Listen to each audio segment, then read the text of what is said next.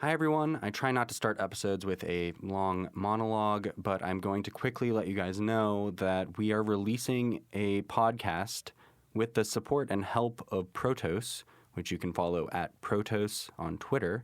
It's a long-form investigative look into the blockchain city, which is not a city, but was an idea that Jeffrey Burns had and tried to implement in the Nevada desert. We referenced that throughout this episode a bunch of times, so I wanted to let you guys know that it will be out on March 1st, Tuesday. And if you have some time on your hands and have an opportunity, if you could just go over there, you can find it on your favorite podcasting platform, Innovated Blockchain City. Now, without further ado, Crypto Critics Corner.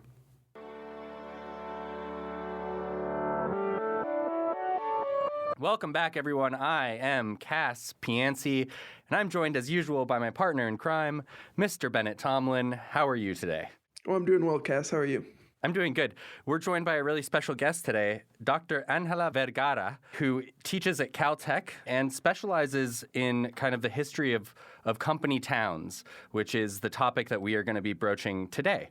Ángela, welcome on, and thank you for joining us. Hello, everybody, and it's great to be back in the program and talking about company towns that I really like. Yeah, hopefully you can all hear her speak on our other podcast, Innovated Blockchain City. Bennett, why don't you, as you did last time, go ahead and start us out? Sure. So I think that one thing that would be useful for us to start on is if you could just give us a little bit of an introduction into the history of the concept of company towns and where it originated. Sure. So I think as we've been talking in the other episode, company towns have a long history. I think mostly they go back to the 19th century as ways in which employers try to regulate, or more than regulate, to start a company, many times in remote places. So I think the first company towns were linked to factory or in industries that were really far away sometimes from other cities, or mining camps that were also sort of remote.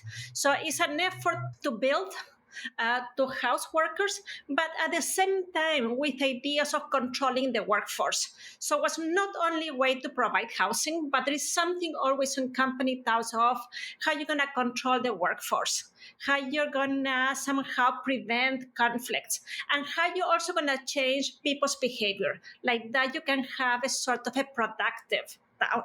So those ideas goes back to the 19th century, to the sort of industrial growth, expansion of the mining frontier, some of the textile towns. And then you can see the first one sometimes in Europe, the US, but they quickly expand also to other parts of the world. What are some of the problems inherent in the company town model? Well, so in terms of the problems of the model, I think there are different dimensions. I think first there's a question that they were private property. And because they were private property, there will always be a tension with the state, with the national state, and with public authorities, in the sense that the company may want to keep things in a certain way within the company. But we have to think that these are towns, they're cities, there are people living there, their family, their kids, their women, their men. So maintaining that within a private entity becomes a source of conflict and tensions. Who was going to administer the, justice? Who was in charge of public safety? Who was in charge of education and health and epidemics and all that kind of stuff? So I would say that the first conflict has to do with state and in terms of responsibility for the people who live there. And second, there is the question of labor tension. You always have labor tension in a factory, in a mine. But what becomes really emblematic of company towns is that you have a sort of intersection between these urban demands and the labor demands. So when unions and organizations negotiate with the company, it will not only be about salary, but also could be about sewage, or could also be about the park. So that also intensifies, in many ways, a lot of the labor conflict within company towns. Do you find that company towns, while obviously that there's that first kind of, there's a few iterations, right? I think if we want to share with people kind of the history of company towns, it kind of starts even before when most people think it starts like in the 1700s, when there's factory work now. Once they've invented factories, you can kind of figure out a way to force a township on this factory concept. But then it goes on, and like you said, it starts to be this separation outside of a city almost. Like if I think you can even go back to like Pullman, Illinois, and like that, it wasn't quite in Chicago, it was outside of Chicago. And then even further, right, you're talking about mining towns and stuff where they were thousands and thousands of feet up on a mountaintop where it was difficult and treacherous to get to. But I guess I'm wondering if it's kind of inherent to any industry that is experiencing kind of explosive growth. Well, I think the most typical case for this would be the mining industry. And I think you mentioned that with this sort of isolated camp. So I think the expansion of industrial mining, especially in the 19th century, but I also throughout the first part of the 20th century, you really have that connection between company towns and industrial mining. And especially thinking about how mining was not just the old kind of pre-modern exploitation and how rough work, but how they also became heavily industrialized. And as they were industrialized, they did not only have the mine itself, but they have refineries, they have smelters, they have plants, they have all kinds of stuff. And also they were much more connected with markets and fabrication plant that they need to ship stuff. And that increased the sort of like the size of the workforce. They need to really train the workforce. And because of that, to maintain them for a very long time, to bring families and all of that. So I think we really see this sort of explosion of company towns, not only in the US, like especially if you see the Southwest, but also in Canada and also a lot of part of Latin America and Africa. You really start seeing these company towns linked to industrial mining. And they will last for a long time. I mean, I would say in the late 20th century when the model started declining as a sort of alternative for the mining industry. Yeah, you specifically mentioned in your book El Salvador, Chile. Sorry if any, not the country El Salvador, Chile, which was a city that had a lot of people for a brief period of time. And that was run by Anaconda Copper Company, which also set up a company town called Anaconda, Montana, in America. Both of these towns had populations that ranged from like 25,000 to like, I don't know, 50,000 or something. And they're now like shells of their former selves. But it is interesting that when I like looked into Anaconda, that it's like Arco. Arco is what owns everything that was once Anaconda. And so even still, the ramifications are clearly being felt, and I presume that I believe Arco closed those down, but I think they would have to be now dealing with all of the absolutely disgusting cleanup that these places left behind or that these companies left behind where they were. I think you mentioned a very kind of like problematic issue with many of these mining camps. That is what happened when the company leaves. What happened when these companies were bought by different companies, such as the case of Arco with Anaconda. Or what happened when it was replaced by a state company. That will happen in the case of Chile. What do you do with rights? What you do with properties? Or what you do with the cleanup of the mess that is so central to most of the company history. So I think there is a question of responsibility that is never clear in company towns. How responsible they are for people's well-being, and how responsible they are for the environment. And sometimes it depends on the kind of laws, state laws or federal laws or country laws, and how they will define those responsibilities. But I think the fact that, and I think in some ways that's the main tension. And as you said, I mean, you have 20,000 people living there, and then the mine closed down. And then what happened with the people who stays there? Do they supposed to leave and relocate? Can they stay? Who is responsible for giving them a new kind of life or new kind of job? And I think the old issue that continue to be very present in many of the mining camps as they're reaching somehow an age, like the mine is not that productive anymore, or they're becoming too toxic. That is one of the other issues. And I think that is really centered to understanding how we think about company towns, how we think about company responsibility, how we think about what should be a role of public institutions in regulating this place. I think related to that, and you mentioned this when you were talking earlier about how one of the primary sources of friction is in the division of responsibilities and powers between the company itself and whatever other governments exist in that region. And this is both providing services, so who's going to enforce the law, educate the children, provide the healthcare. And besides that, like you're talking about, there can be a point where if those responsibilities are delegated to the company and the company ceases to exist, that those services still need to be provided. So are there any specific examples or things that are important to keep in mind when looking at the tension between the existing governmental structures and the structures of the company in these types of cases? Well, I think, it keeps changing, but I will say that what is important in most of these, when a company towns arrive, or when it's proposed, I think there is the question of who owns what that should be resolved. And I think, for instance, do workers and families have the right to own a home? Can they purchase the land? And I think, or it will always be a company house. So I think those issues can be resolved, and at some point in history, some company towns, for instance, encourage home ownership because they want people to stay. And they also want somehow to distance themselves from the administration of the most everyday issue of a city. I think it's also critical to see and understand the role of the police, and especially law enforcement within the town. Because in history, and you brought the case of Pullman before, but you do have there cases in which the sort of camp guards or private police coincided or collaborate with the local police force. And where do things start and end? Can you call the police to repress a strike?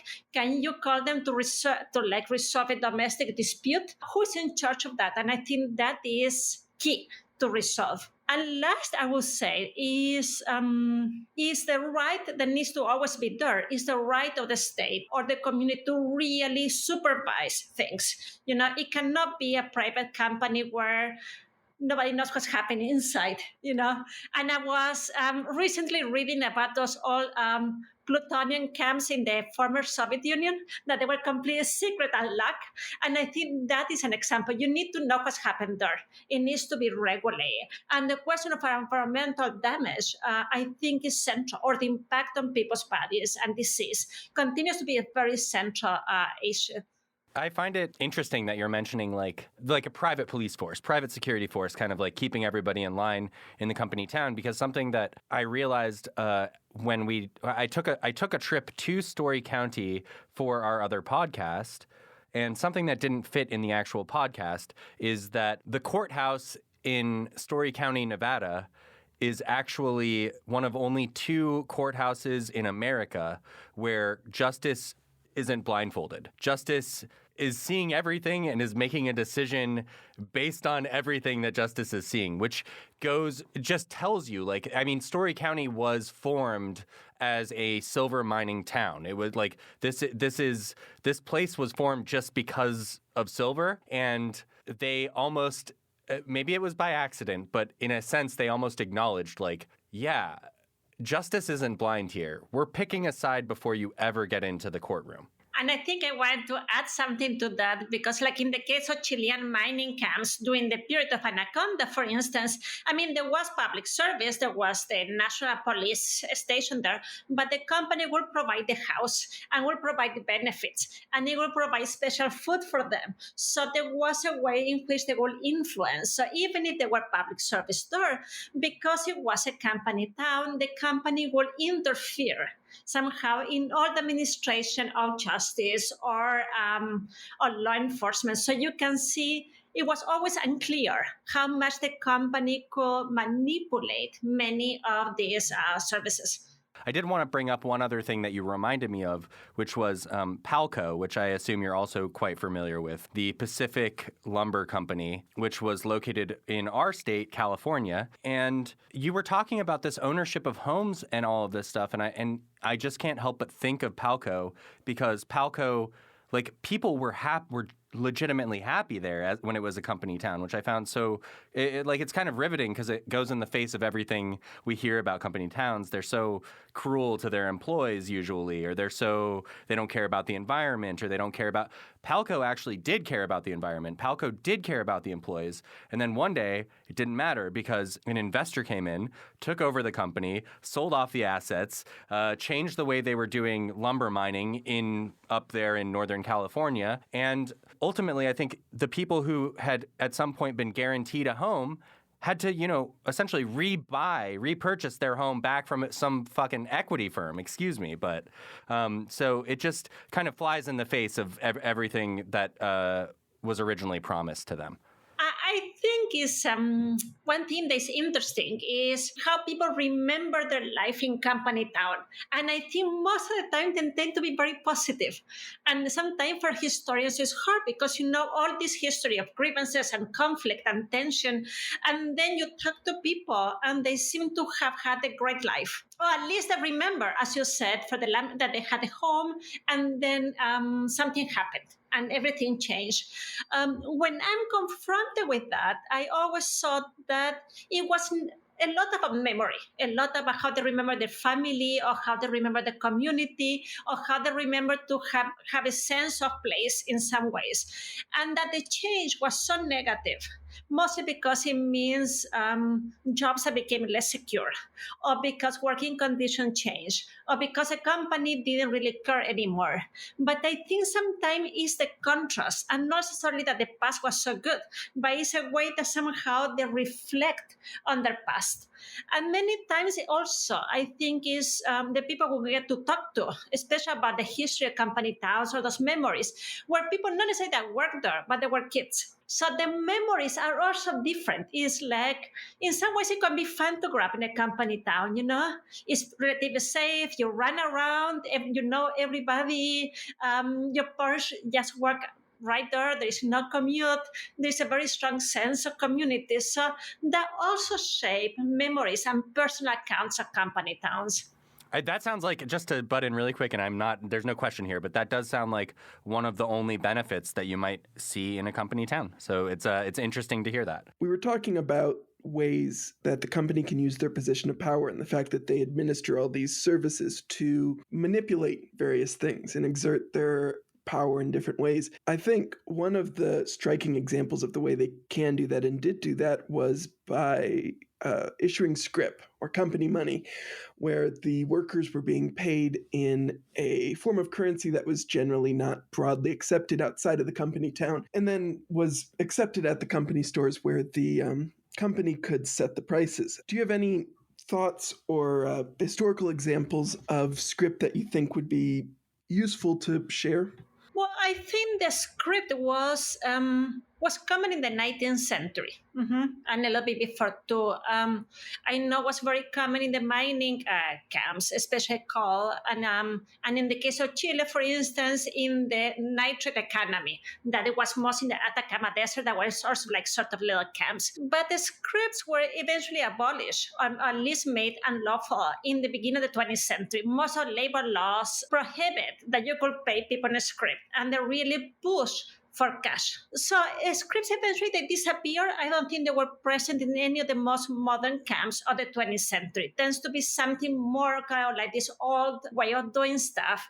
But I think even if the Scrip was not there were ways in which the company controlled consumption and attached people to the camp, which is the role of the Scrip. The Scrip is to put people in debt or make people that you cannot really live because you have Scrip and you have to spend them. You have no cash. But eventually, what many of the camps did was they still have a company store. They pay them in cash, but they may have a debt. So that was another way of trapping people.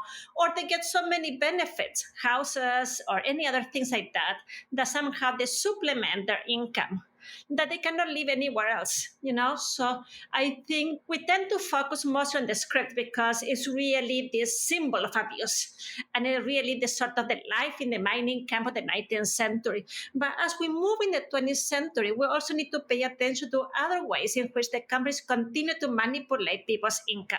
And I think the company store, especially in places that were far away, sometimes were benefit or credit, or you can buy things here cheaper than in other places. So you're somehow trapped. You depend on the company. One of the examples you gave there was striking for me just because it's not a way I had thought of it before, wherein by offering certain benefits to their workers, like the house, like the things like that that they would not be able to afford on their salary outside the town, you effectively make it so they're chained to that house and therefore to that company in order to continue serving that way. Yeah, so that was just very striking for me. That's not really a question, but it was just... Well, I if I can jump in there too, then I think we can lead this into a question, because I think the reality is that the company store, or for that matter, company Scrip, or all these things, the reason they can exist in the first place is because you're so far removed from society that there is no competition wherever you are. And in that sense, I do think this relates so much to what our other podcast is talking about, because it's almost like they purposely set this new blockchain technological city in the middle of the Nevada desert. And you go, why? Like, I get it, land is cheap, but is that a good enough reason to try to move 35,000 people to the middle of nowhere where water is not to be found and expensive to bring in? Or is there something else going on there, right? Like, is it just good intentions and cheap land, or do you think this is like the modern spin that continues to happen to this day? I mean, there is the question of remote, and you mentioned Nevada, these remote places where you need to continue to offer people something. I mean, you have to satisfy their consumption needs, You have to provide for all of this. But I think in some ways, and what we consider the continuities of the company towns, is that they are using that as a tool to control workers, or to shape them. I mean, there's even discussion about whether they want to manipulate consumption at a certain point to get people to consume certain products. In the old time, for instance, they want people, for instance, in U.S. town, they want to Americanize the workforce. So they encourage women to buy food that were considered American food and to cook in that way. So they were using consumption not only as a way to trap people because of money and dependency, but also as a way to transform people or make them behave in certain ways. I think modern companies or contemporary companies are much more complex, and I would say more evil sometimes, and they have more interest. So you don't know, why they bring certain kind of TVs and not other ones, where they have a link with a company. It's harder now to see who owns a company. There's so many different interests. So I'd be careful with the question of consumption, because I think many companies may have an investment in saying, we want people to consume this, or we want people to really watch these movies and not other movies, to stream this and not other things. So I think those ways of social control or social engineers, we used to say for the 20th century, are still present, but is in this new complex behavior of modern capital. I think in companies that have so many different interests, I would say there's always a profit of what they're doing. Obviously, you're an academic. You work at Cal State Los Angeles. But something that I was stewing on for a while before we jumped on this call was this idea that obviously we see all these issues with company towns. They're so kind of almost obvious in the problems that they seem to cause with the environment, with the people, with history. Like, they just leave a horrible mark generally. But then I thought about what defines like a company town, right? And the definition of a company town, without getting into strict definitions here, is the idea that like you have a single employer in a relatively remote area that is kind of dictating how people are making their decisions and setting the overall salaries, and there's a lot of things at play, obviously. But I'm kind of wondering what the major difference is between a college town and a company town. because college towns seem to exist everywhere in America. And if you think about it, on its base level, it's quite similar to what a company town is, right? You have a single employer that's employing most people, that's bringing in new people constantly. There's a constant stream of new people coming in just because of this one thing. The decisions around that university are going to make or break the community around it. But I think people are okay with college towns, and people almost like college towns. So what is the big difference there? I think that's a really funny question for me, because when I was doing my research the first time I got into company towns, I was a grad student and I live at UCSD in La Jolla in San Diego. And then I used to joke, I live in a company town and I'm studying company town. I get paid by UC Region. I pay my rent to UC Region. I buy my food in the UC Region, and everything is controlled by them.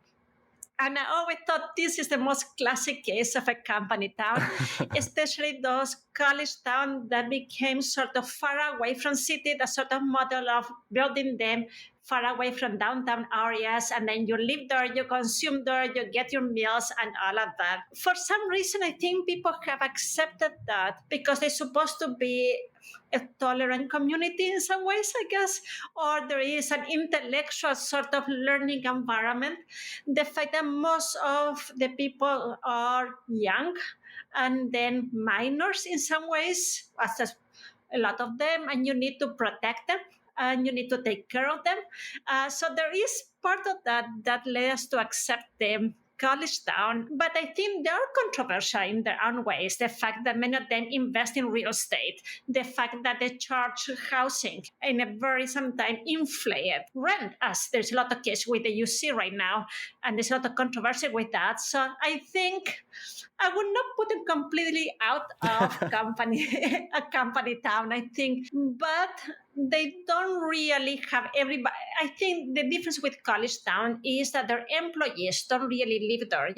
Staff people and faculty tend to migrate out to the periphery of the college town. So maybe they don't really have control so much over them as they do over students. But then, what are the differences? I think is that the company town that produce is really a labor relation, and it's only a labor relation. And that is the main element. In the college town, there is this sort of educational mission that may be influenced, especially the relation with students. But we may want to explore more. Other people also to throw another model that think about military bases also as company towns. So we have, I would say, a definition that becomes that's flexible. And I think, although we also thinking back what you said about, yes, it's a single company, but sometimes there's more than one company that they share a camp, like there's several, like industrial complex, or like industrial zones. And that's very common, for instance, Central America or the Caribbean and other parts of Latin America. So I think the definition keep changing. But I would keep the labor relation at the center of the company town. Do you think there are any examples of well-executed and good company towns, or is the model inherently flawed or exploitive?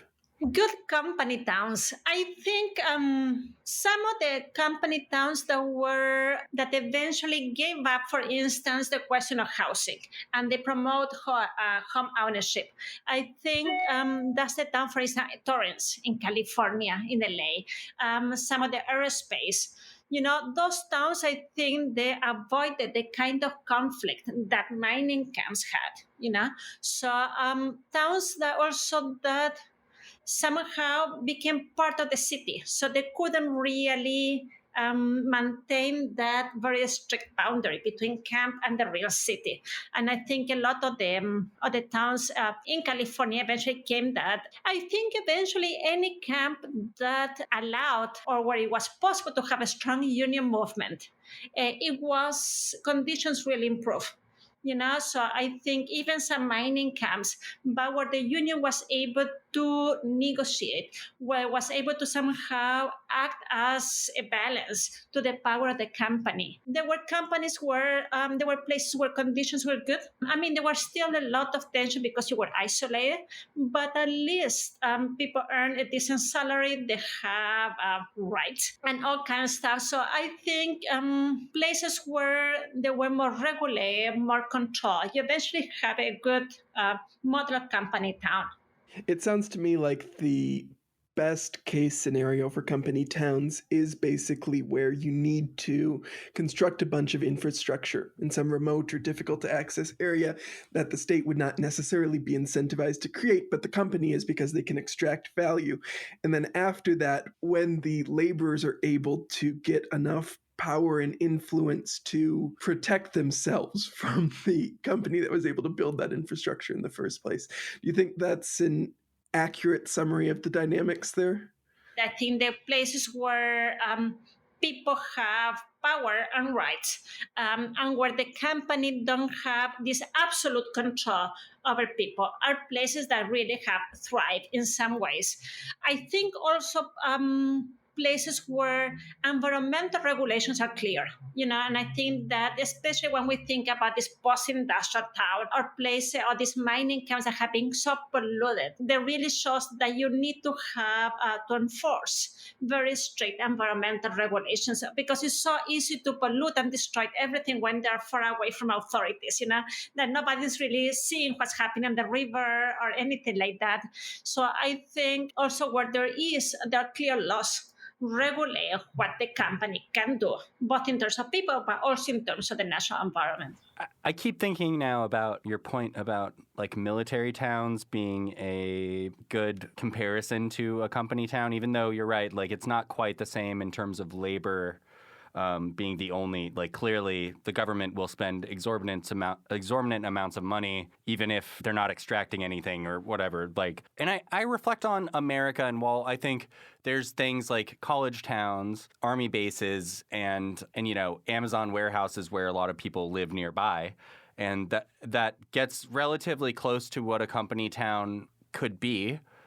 I do wonder, I've spent some time in China, and I wonder if the closest thing to a company town today is reminiscent of what's going on in China now, which is where they will essentially, in places like Xinjiang or Tibet, they will ship people out to start building up infrastructure in these places that for hundreds, thousands of years have not had any real, like, we're going to build a high-speed rail line out there. We're going to build up a bunch of cities. We're going to not only change, like you were saying before, like teaching people in Chile to cook with American food or something. Like, you know what? You're all Han Chinese now. You're going to learn how to cook Han Chinese food. Enough of this Uyghur stuff.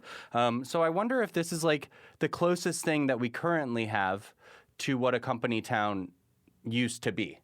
I think you're completely right. And I think the kind of industrial growth that you're having in China right now, and at the same time, what I think is the enormous secrecy around many of these towns, and also the complicated relation between the Chinese government and the private sector.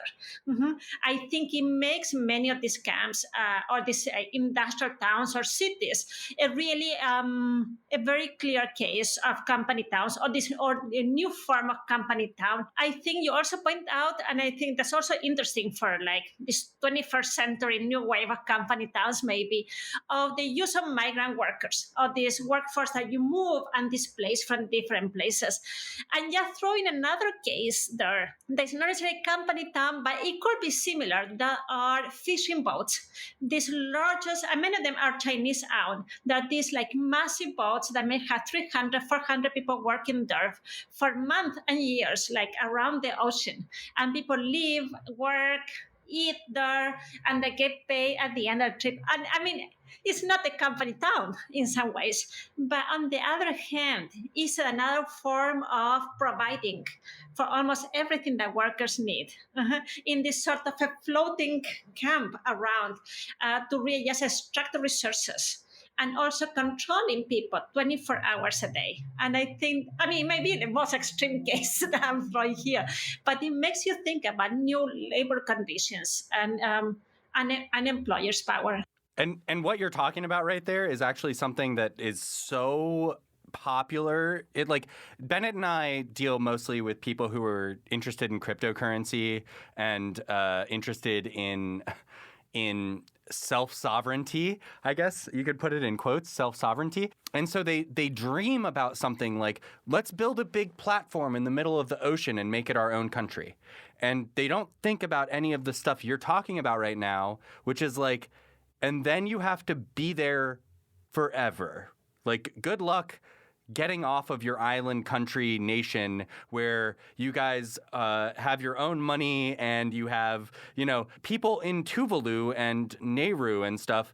This is a real life struggle for them. They like can't leave their island home even if they want to, right? And I think it's just such a compelling point that it strikes home really hard for the people that we are constantly dealing with in our everyday lives.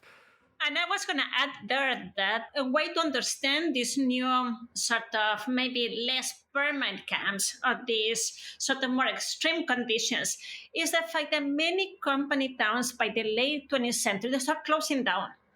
Because it became too expensive. It was too expensive, for instance, to maintain families, provide for schools and leisure and parks and hospital and all of that. So many mining, and at the same time, they became too toxic. So you couldn't really house families there. So many mining camps, what they did, they sort of sent the families to regular city. And they start bringing workers for long shift. So it became very common, which is common in the oil industry, but also now it has become another, also like a forestry camp and fishing camps, is that you bring just male workers usually for like a week or 2 weeks. They work them like 12 hours a day, and then they send them back to the city. So they just maintain them for this very short period of time. They have a sort of a dormitory or something like that, where they feed them and give them everything they need, but then they don't really look after the more kind of community housing and services that they need if they were really living there. And I think these postmodern cases are fishing factories floating around the world and all that kind of stuff. They reflect that shift of how you just hire them for a short period of time, or how you create this sort of shift. You work for a few months, then you go back to your family and things like that. I guess my final question for you would just be, what do you think, I mean, considering you've spent a significant amount of time studying company towns and not just the history, but kind of like the future of them, essentially. What do you hope the future for these kind of concepts looks like, since the presumption is that they will exist? But also, what do you want people to take away from their history, I guess? Well, I think that thinking about the future, I'm thinking that you're still going to need to produce in remote region. You're still going to have people migrating and moving around, and then you still have to regulate how private capital invests and outland and do all that kind of stuff. So I'm envisioning a future, I think, is and goes back to some of the elements, is really thinking about rights and regulations. So how do we regulate these activities? We cannot just let them to auto-regulate themselves because they don't self-regulate. So you need to have regulations that are clear. You really need to let people to organize, through labor unions, but also through neighborhood association or whatever it is, places where the community can thrive and can have a voice, and can negotiate and can decide what to do with the land, or decide how color they want to paint the house, or whatever they want, So having a space for community participation in terms of the workplace, labor unions, but also I think it's important to have neighborhood association or some form of representation. And then the third element that I think with any remote activity or things that will move away from city right now, we need to think about its environmental cost. So where they're moving into the middle of the Amazon to extract some fruit or whatever they want to do, or they're going to dig something in the middle of the Sonora Desert. We really need to know what they're doing. So I think the third element needs to be environmental regulation, which I think most of these companies, even if it is a warehouse, the amount of fuel emissions or whatever that you have sometimes on these places are dangerous. So I think the environment will be my third aspect. Well, thank you, Dr. Ángela Vergara. I will, if anyone wants to find you, you seem to be a little bit active on Twitter.